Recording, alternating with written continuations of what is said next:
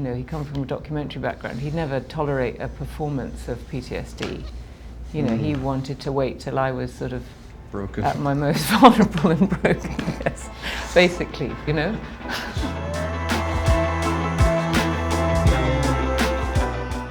War is not so terrible for governments, for they are not wounded or killed like ordinary people.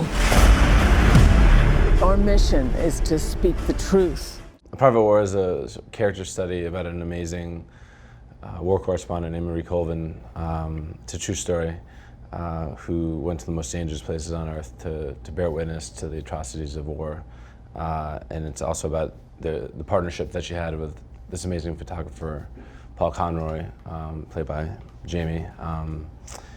And you know, it's sort of a meditation on the cost of war, both on those who report on it and those who are caught in the middle. The loss of Marie is very recent. She was killed in 2012, so for her friends and family it's a very, very painful recent loss, and I think I knew that we had to tread very delicately on that memory and, you know, win and earn the trust of the people who knew her, because obviously they were going to be our great resource. I hate being in a war zone, but I also feel compelled to see it for myself. because you're addicted to it.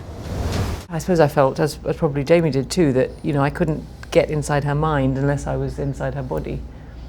And she had a very strong character in her whole physicality that I sort of needed to shed my own physicality and take on hers. And similarly with Paul, right? Yes, but I sort of had a bit of a cheat in that Paul, obviously I had the luxury of him still being around, and he was with us the entire shoot in Jordan and in London, which is almost unheard of, you know, as to get that luxury as an actor, to have the person you're portraying 20 feet away from you at all times. I mean, if I do her voice, my body changes. It's very odd.